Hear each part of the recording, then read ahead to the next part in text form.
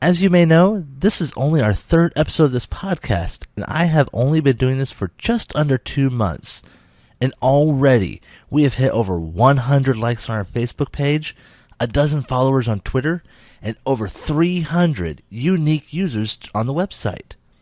I knew we were going to grow and reach great heights, but never at this amazing of a rate. To all of you who have made this happen, you are amazing, and I couldn't thank you enough. This is the Sleeper Hold Podcast.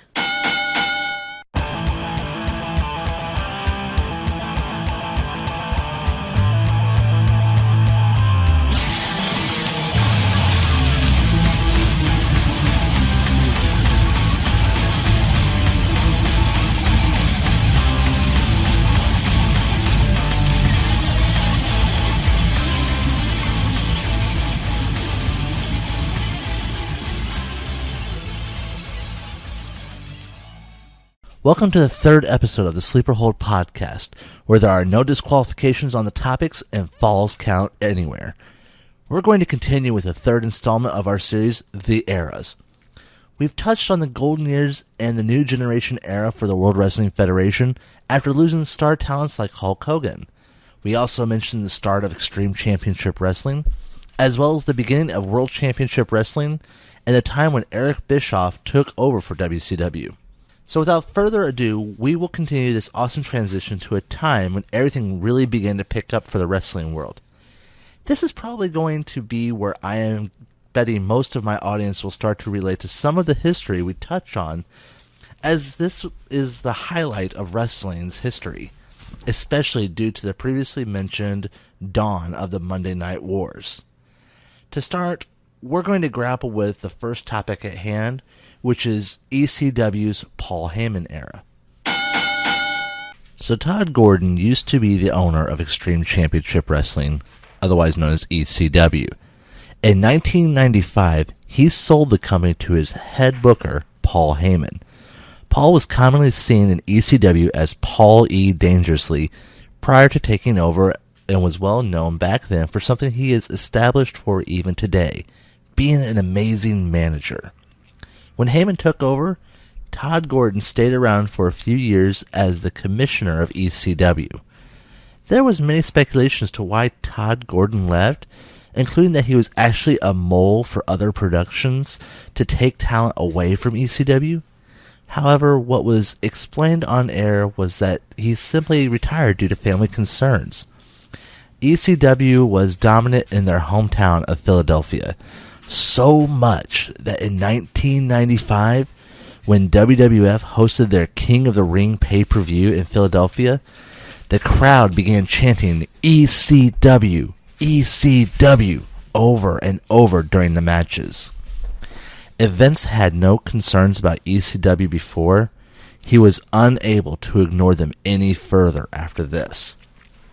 ECW had targeted Vince, and when WWF returned in September of 1996 for their In Your House pay-per-view, Heyman and 3 of his top talent sat in the front row of the show.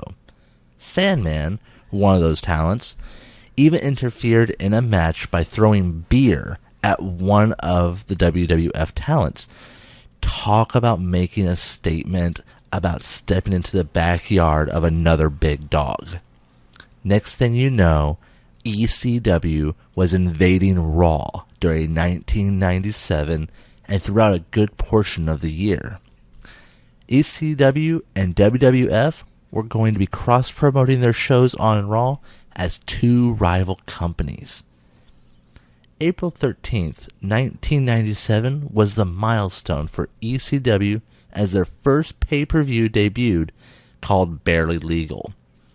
Their spotlight was on having Terry Funk go head-to-head against Raven for the Extreme Championship Wrestling heavyweight title. There would be a series of successful pay-per-views for ECW throughout the 1990s, including ones that crossed matches between Extreme Championship Wrestling and World Wrestling Federation talents. In 2000, Extreme Championship Wrestling World Heavyweight Champion Mike Awesome appeared unexpectedly at WCW's Monday Nitro and attacked Kevin Nash. Mike Awesome had apparently jumped ship over to World Championship Wrestling's roster while still holding the Extreme Championship Wrestling title. Now, the interesting part is that Awesome had practically held the belt and title hostage until he felt rightfully paid by Paul Heyman for what was owed to him. Sound familiar to what Ric Flair did in one of our earlier episodes? It was, except this time it wasn't to be repaid for the title, just for what was agreed upon in the contract for Mike Awesome's paycheck. Now, Paul Heyman did legally get Awesome to be banned from showing the ECW title during any World Championship Wrestling broadcasting while they worked out the settlement. Once everything was finalized between Mike Awesome and Extreme Championship Wrestling, Awesome would appear one more time at an Extreme Championship Wrestling ring on April 13th of 2000, where he would lose the title to Taz. Ironically, Taz was also working for World Wrestling Federation at this time. Extreme Championship Wrestling began an annual summer promotion in Los Angeles called Heatwave. Los Angeles had its own promotion called XPW, short for Extreme, with an X in the beginning, Pro Wrestling. Their owner purchased 6 tickets, front row, for a few of his talent to appear and do everything they could to explain to Paul Heyman that he was on enemy grounds. It was literally taking a move straight out of Paul Heyman's playbook, but this resulted in a true mess of problems for both promotions. When XPW talent tried to show their pride by displaying their company shirts, they were asked to leave. Now, it is not reported that XPW talents were involved with what happened next, but this did lead to a huge controversy for both XPW and ECW. In the back parking lot, a brawl had broken out between the Extreme Championship Wrestling talent and the Extreme Pro Wrestling ring crew, resulting in many of the XP crew leaving the arena in pools of their own blood. During this time, Extreme Championship Wrestling had a television slot with TNN, but would soon lose this slot when TNN stated that they were going to be closing the deal in favor of WWF's Monday Night Raw moving over to their network. This appeared to begin the downward spiral for ECW, as they had a real hard time securing another television deal for their shows. On January 7, 2001, Extreme Championship Wrestling's Guilty as Charged aired as the last pay-per-view of Extreme Championship Wrestling. Paul Heyman was in such financial trouble with the company and was not able to pay all his talent respectfully at the time. It took Vince McMahon to bail them out by eventually purchasing the assets and talent of Extreme Championship Wrestling for the WWF. Are you in the Central Illinois area and always wanted to be part of the wrestling action? Thought about seeing what it's like to be in the squared circle? Do you have the heart of a champion? If so, then here's something you may want to take note on. Pinfall Wrestling Association's school, Pinfall Academy, is about to launch their summer camp starting June 1st. It's a 12-week course where you will work with head trainer Guy Smith, who has over 12 years of experience under his belt and was trained by the legendary Harley Race. From what I know, it's the only school in the area, and these guys will make you excel. There is a special registration night on May 12, 2015 at the PWA Pinfall Academy. If you want to find out more information, let me give you a phone number of who you want to talk to. The number is 217-679-6401 and ask for Tim Givens. Or look them up on Facebook by searching Pinfall Wrestling Association. And tell them the Sleeper Hold Podcast sent you. So although ECW had not such a pleasant run with things, the World Championship Wrestling had begun to show they were going to be a true competitor with WWF during the Monday Night Wars.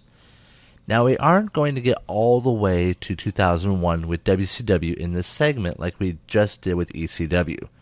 There is a lot to talk about with WCW, and it's easier for me personally since it was a company I grew up watching back and forth with WWF, and there's a lot of great content here.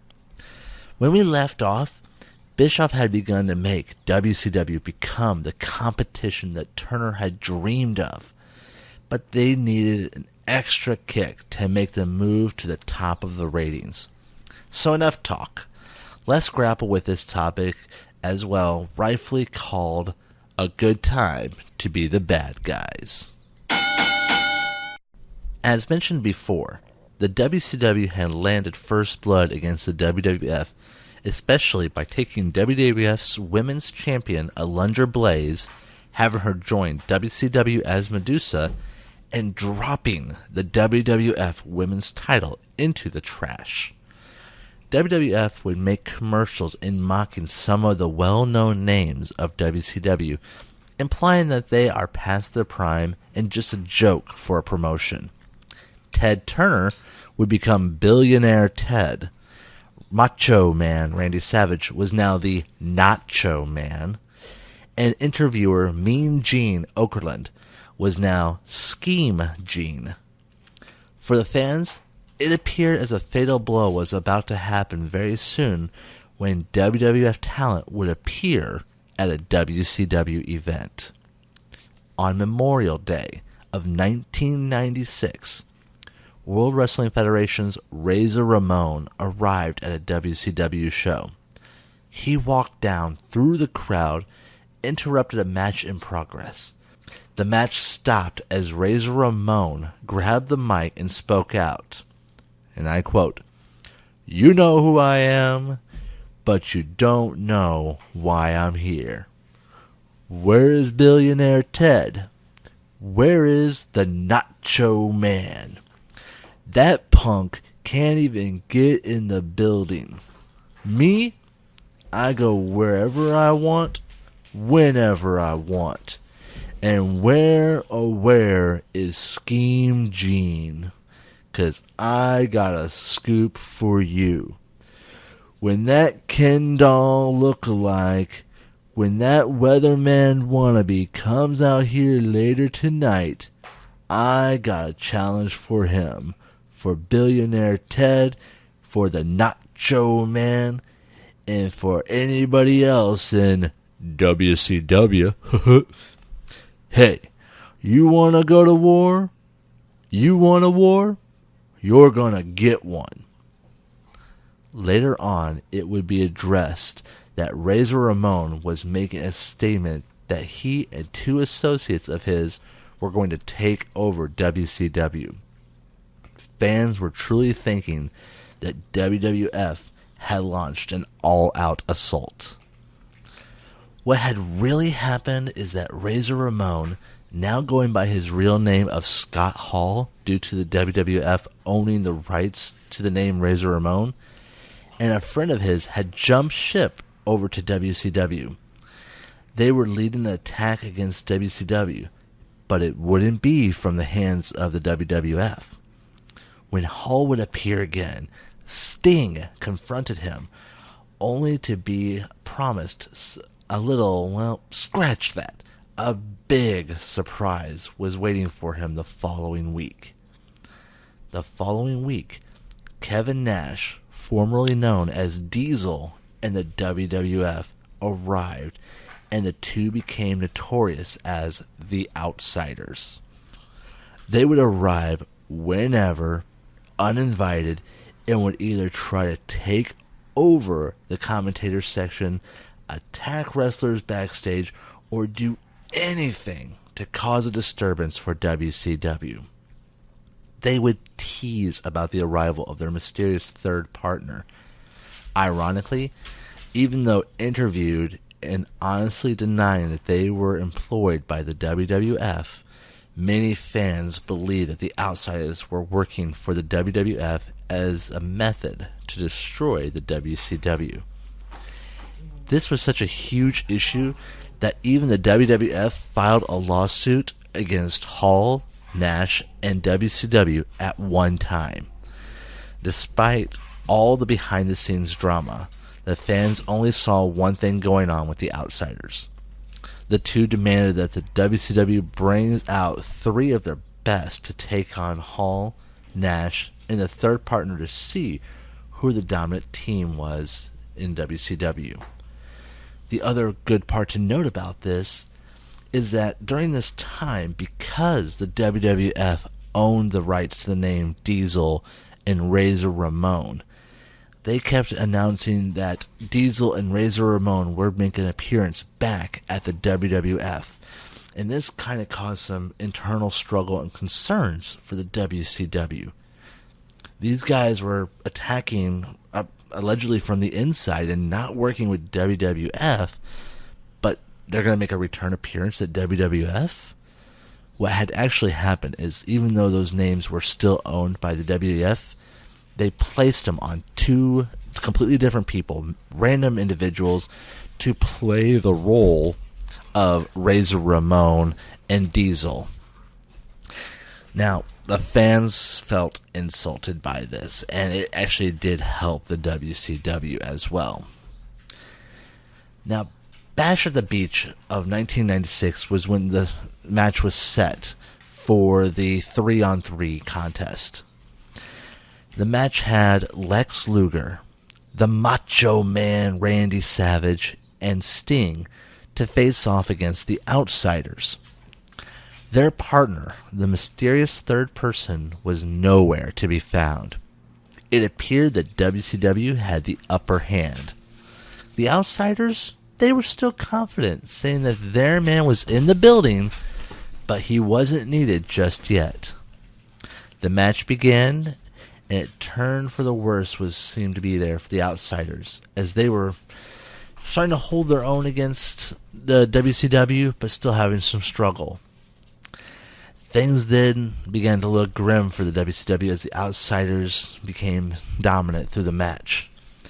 And then the All-American hero, Hulk Hogan, appeared to be the man of the rescuing times. He walked on down, facing the Outsiders. He even entered the ring and stood off to them. The fans were cheering for Hogan. Our savior, the icon of wrestling, had arrived to teach these Outsiders a lesson. But soon the fans were given a shock as Hogan would turn on his fans and deliver a famous leg drop to the Macho Man Randy Savage, making all the cheers immediately turn to boos. It became apparent that Hogan had turned on us all and was the third man that the Outsiders had been talking about all this time. Mean Gene Okerlund interviewed Hogan right after the match, asking him why the turn. Hogan would say that he was tired of the fans turning their backs on him, and that the new world order of wrestling had begun. Fans threw debris in the ring. One fan even tried to climb in and attack Hogan. History was changed forever for the wrestling world as the ultimate hero suddenly became the ultimate bad guy. Due to the New World Order, otherwise called the NWO, their invasion and the constant releasing of the WWF's card results during the WCW shows, ratings would spike for the WCW. For 84 consecutive weeks, over a year and a half, Monday Nitro held a dominant spot in the ratings of the Monday Night Wars. Fans were glued to the inner struggle of WCW against the NWO. This also gave WWF the push to no longer do taped programs and begin broadcasting live shows. Here's the deal. We all knew that the New World Order was supposed to be the bad guys, but for some reason, it was now cool to be the bad guys. Even the WWF had experienced this little bit with how well Steve Austin went over and took place as their icon, even if he wasn't really the figurehead of the heels or faces in WWF. Still, the NWO was intended to be the bad guys of the WCW story, yet their merchandise sold like crazy.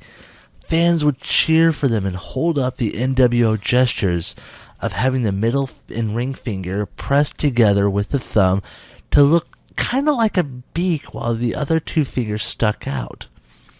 People would cheer out with Hogan, and he would state that, if you were with NWO, you were with them for life. And eventually it grew to where Scott Hall would conduct little surveys to see who the fans had came to the arena to see. And despite what the fans would say, Hall would always rank it that they came to see the New World Order, and would close his survey simply saying, "Survey says, one more for the good guys," which implied the NWO. In 1997, the World Championship Wrestling was at its most dominant peak. The New World Order was still feuding with WCW, as a revived Four Horsemen was leading the charge for WCW to stop Hogan and the NWO. Sting had disappeared for a while, but had now returned as a much darker character. He was still Sting, but his makeup was now white face paint with black around the eyes and lips that would taper off. It seemed like it was inspired from the hit movie The Crow. It was actually a suggestion that was inspired from Scott Hall when they were having a conversation, Hall and Sting, that the new appearance should be the black and white design, and it stuck around even to this day. He was the main figure, Sting that is, to stand along the front lines of WCW and face off against Hogan and the NWO. At Starrcade, Hogan would face off against Sting in a much anticipated matchup. Their feud would last for about 15 months, although there would always be that clash and rivalry between the two of them. 97 Starrcade had been argued on whether or not it was seen as a sign for the end of times for the WCW. It was, without a doubt, WCW's golden opportunity to pull so far ahead of the WWF that they could have possibly made Vince McMahon's empire begin to fall apart. However, WCW had made some fatal flaws that would turn the tables in the Monday Night Wars in favor of the WWF. One of these fatal flaws was the fact that everything became about the NWO. The clique of the New World Order had made it by Bischoff's hands where almost anyone of the WCW roster was getting screwed over on a regular basis, even if they were promising talent. Another thing that they did that had the whole NWO problem issue was that the NWO expanded out into two groups. You had the black and white Hollywood faction versus the red and black Wolfpack faction. The problem with this is that things got very confusing about factions, and sometimes things became too predictable. Soon enough, we also had sub-factions like Latino World Order, which was led by Eddie Guerrero. Bischoff's genius plan at the beginning with the whole New World Order now had begun to spiral out of control.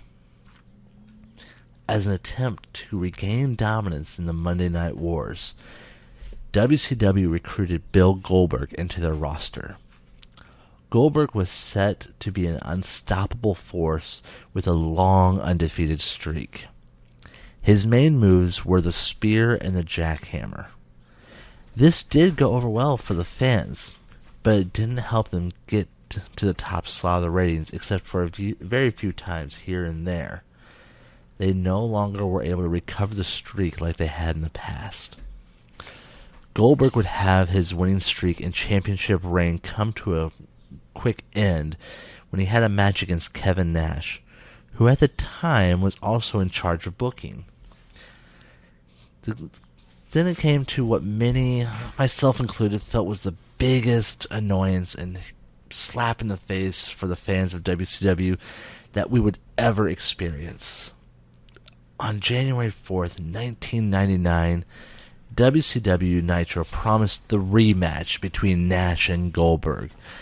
That match was so hyped up that people were just glued to watching WCW.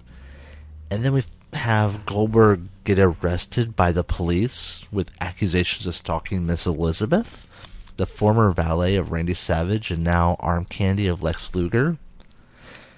Well, that was a big disappointment, and with Goldberg being replaced, Nash's opponent was now changed to be Hollywood Hulk Hogan. Okay, still it sets up for a great match. People wanted to see the NWO Wolfpack versus the Hollywood NWO and have their leaders face off in this epic battle. What even better, it's not a pay-per-view. It was on Monday night. Or that's what we all thought. The match began, and Hogan reared back his fist, only then to poke Nash with a single finger. Nash would dramatically oversell the poke and fell to where Hogan was able to cover him for the 3 count. Fans everywhere were outraged. They were looking forward to an excellent match, not a 10-second match, and they were screwed out of this wonderful possible match. And it was the biggest insult you could ask for. To the fans, this mocked our intelligence. Things didn't stop falling apart after that for WCW either. Under Bischoff's control, many of the younger talent who had so much promise were left in the mid-card slot and not allowed to grow into main event. Now granted, the mid-card seemed to be the main event for a lot of the cruiserweights and luchadors, but everybody dreams to be the one to main event a show. A large chunk of their roster, who were these mid-carders, would leave to the WCW to join Vince McMahon. And ironically enough, this is where they became bigger names, some of them great champions, and a few of them even as Hall of Famers. Some of these respected names include names such as Eddie Guerrero, Dean Malenko, Chris Benoit, Perry Saturn. The 4 of them would create their own stable at WWF, and you even had Chris Jericho leave the WCW. Bischoff would try other attempts to gain the glory of WCW, such as having the No Limit Soldiers face off against a heel stable of wrestlers called the West Texas Rednecks. It was rap against country. Unfortunately for Bischoff, the Rednecks became very popular and were forced to do a face turn. So you have music celebrities who you want to have cheered because you don't want to insult the music industry, then turn around and just get booed out of arenas. On September of 1999, Bischoff was removed from control of the WCW. Here at the Sleeper Hold Podcast, we strongly believe in helping others. Therefore, we have decided to feature a charity every quarter that we are supporting and invite you to support as well. Following his induction into this year's WWE Hall of Fame, we have decided to make our first charity Connor's Cure. Head on over to our website at thesleeperhold.com and click on Connor's Cure on the right side of the page for more information. Hey guys, before we wrap this episode up, I wanted to give you a little update about some changes to our website. First of all, we have added a section for those we are partnering with, like Pinfall Wrestling Association. Also, we have added a calendar section so you can see when the next episodes are launching, as well as any shows we plan to make an appearance at. So come on out and see us. Thank you for listening to the Sleeper Hold Podcast. Don't forget to visit our website at thesleeperhold.com to comment on episodes, read our blog, for information about the quarterly charity, and more. See you in 2 weeks.